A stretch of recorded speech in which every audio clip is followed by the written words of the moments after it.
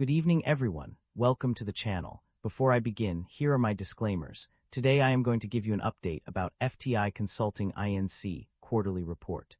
FTI Consulting Inc. offers a diverse range of business advisory services to various industries worldwide. The company's main segments include corporate finance and restructuring, providing business transformation, transactions, turnaround and restructuring services, forensic and litigation consulting, offering construction, environmental solutions, data analytics, disputes, health solutions, and risk investigation services, economic consulting, providing antitrust, competition economics, financial economics, and international arbitration services, technology, offering corporate legal department consulting, e-discovery, information governance, privacy, and security services, strategic communications, providing corporate reputation, financial communications, and public affairs services. The company serves over 20 sectors, including aerospace, defense, energy, finance, healthcare, hospitality, insurance, mining, private equity, real estate, retail, telecom, media, technology, and transportation. FTI Consulting, Inc.'s stock price has dropped by over 22.8% in the past year, reaching a 52-week low of $151.72 on October 16, 2025. Several factors have contributed to this decline. The company's Q2 2025 financial performance was disappointing, with revenue and earnings per share, EPS, decreasing compared to the previous year. Additionally, specific segments such as economic consulting and technology faced significant headwinds due to reduced demand for certain services. Broader challenges within the consulting industry and general market conditions have also influenced investor sentiment. Furthermore, FTI Consulting took on $510 million in debt in Q3 2025, which may have impacted investor perception. These factors collectively contributed to the decline in the company's stock price. The primary drivers of revenue growth or decline can be summarized as follows. Revenue growth is primarily driven by the corporate finance segment, which experienced a significant increase of plus 18.3%, followed closely by the FLC segment, with a plus 15.2% growth. The strategic communications segment also contributed to revenue growth, with a plus 7.6% increase. Additionally, higher demand for restructuring and transaction services, as well as higher realized bill rates for various services, have positively impacted revenue.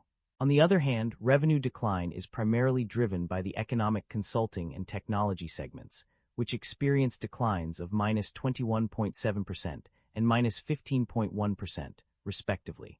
Lower demand for certain services, such as non-M and A-related antitrust services and M and A-related second request services, has also contributed to revenue decline. Overall, the performance of the corporate finance and FLC segments has been a key driver of revenue growth, while the economic consulting and technology segments have been major contributors to revenue decline. Net income and profit margins. Overview. The net income and profit margins of the company have undergone significant changes over the past year. In Q3 2025, net income increased by $16.3 million, 24.6% increase from 2024, while for the YTD 2025 period, it decreased by $14 million, 6.1% decrease from 2024. The operating income margin also saw an increase of 2.5 percentage points to 12.3% in Q3 2025. The main drivers behind these changes are higher realized bill rates and increased utilization rate of billable professionals, which have positively impacted profit margins. However, this growth has been partially offset by rising infrastructure support, outside services, business development, and other general and administrative expenses. Overall, the company's net income and profit margins have shown mixed results, with some periods experiencing significant increases while others witnessing declines. The key factors influencing these changes are primarily related to revenue growth and operational efficiency. The company's financial performance is a mixed bag.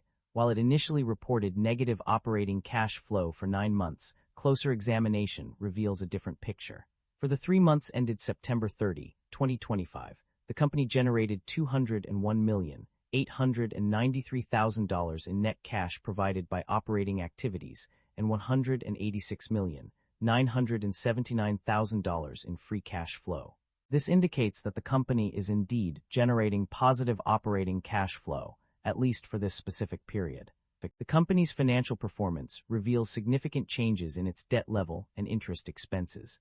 Long-term debt has skyrocketed from $0 in 2024 to $510,000 in 2025, indicating a substantial increase.